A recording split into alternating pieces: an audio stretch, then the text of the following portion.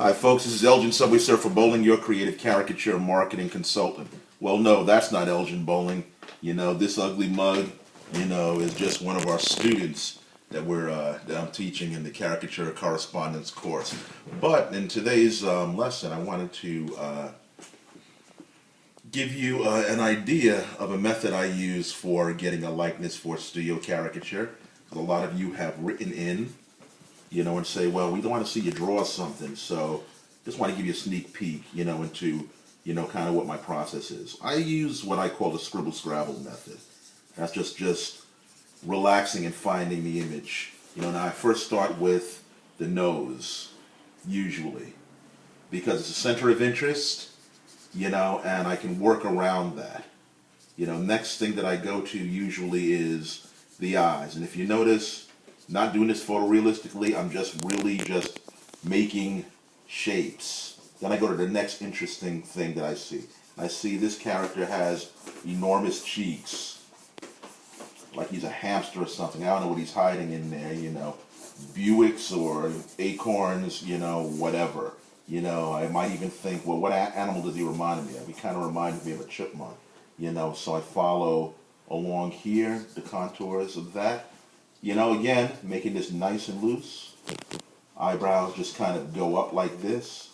I'm using a Tombow brush pen marker, Tombow brush pen, using the other side of it. Like I said, going fast and loose. I noticed that he also has pretty wide mouth, and if you look in here, you see this black space right in here. So, just for caricature's sake, I'm going to make it even more, pronounced. Draw these lines here to represent where I want the teeth to kind of be. Put the lips up here, mustache area. Bottom lip down here. Chin comes all the way down here. This doesn't have to be exact. What we're really trying to go for is the feel. I'm trying to go for an emotional feel of the face, with keeping the features kind of intact. And like I said, it helps to go quick and loose on it, so that you kind of tap into what the right side of your brain, is doing, the creative side of your brain. So you actually kind of see the shapes. And rather not think about them, that you really see them, you draw as fast as you can to cut off that annoying side of the left brain that kind of wants to fix things. Okay, now as you can see, that's pretty recognizable, just for caricature purposes.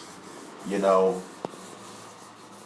might say, oh, okay, I really want to emphasize those cheeks, so I'll just put this out to ridiculous proportions. Now this is not complete, right now. What this is going to serve as a skeleton, something that I'm going to work with, something that I'm going to refer back to.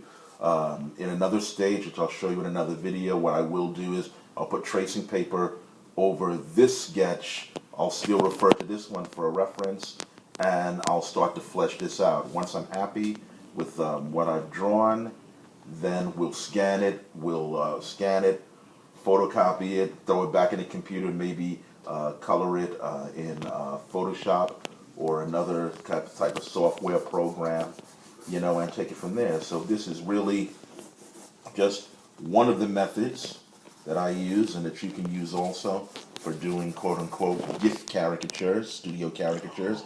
This is not a method that we use. We got a little difficulty here. Okay, yeah, that's my cameraman.